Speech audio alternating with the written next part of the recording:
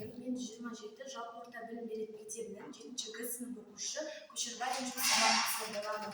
Менің бүгін сіздерге ұсынып отырған ғылыми жобамның тақырыбы Фариза өлеңдерінің қыз балаларға берер тәрбиелік мәні деп аталады. Мен неліктен бұл тақырыпты таңдадым? Бұл тақырыбының мақсаттарына тоқтала өтсем, жалпы мақсаты Фариза өлеңдерінің қыз балаларға берер тәрбиелік мәні деп тақырыпты айттым. Мен оның мақсаты, яғни поэзия падишасы Фариза Оңғарсынованың әйел тақырыбындағы шығармашылық қыз балаларға ұсыну арқылы дұрыс тәрбиенің қалыптасуына ықпал ету болады.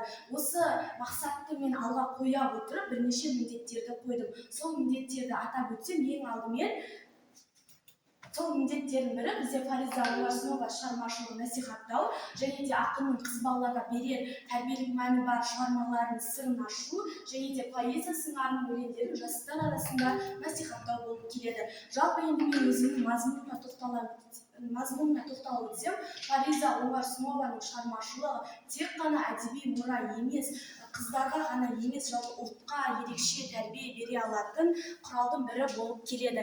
Енді осы Фариза Оңғарсынованың жеке өміріне тоқтала өтсек, ол 25 желтоқсан күні 1939 жылы 20 қаңтарда 2004 жылы өмірден өткен күндері тұр. Мұнда қазақ ақыны, халық жазушысы, журналист, яғни айтқанда Фариза Оңғарсынова бізде поэзия патшайымы деп аталады. Оның бізде бірнеше себептері бар. Енді сол бірнеше себептерін мен сіздерге атап өтсем, ең алдымен оның мінез құлқы, екіншіден поэзиядағы ерекше рөлі мен мәнері оның поэзия патшайымы деп аталуына ерекше мән береді. Жалпы айтқанда Фариза Оңғарсынова қазіргі таңда бізде жаһандану заманы, яғни айтқанда дамып жатқан заманда жас ұрпақтың бойына ұлттық тәрбие беру бізде басты міндет. Осы Фариза Оңғарсынованың өлеңі бізге оған апаратын ең төте жолдың бірі.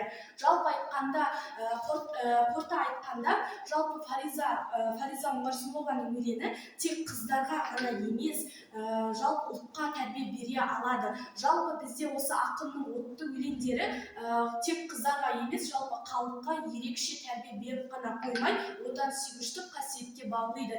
Енді сол поэзиядан бірнеше үзінді айтып өтсем, мен тірімін, өлмеймін, өле алмаймын. Өлсем дағы артымнан өлең қалды.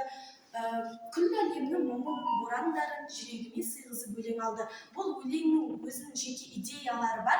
Енді мен сіздерге оны атап өтсем, яғни айтқанда ақын поэзия деп отырғанымыз, бұның барлық ақынның жаны, ал ақын өмірден өтсе де олардың қалдырып кеткен мұралары мәңгілікке сақталып, ұлттарға ерекше тәрбие мән бере алады. Қорыта айтқанда, Фариза Оңғарсынова тек қана бізде поэзия патшайымы емес, бізде ұлттық тәрбие бере алатын ерекше тұлға ретінде айта аламыз.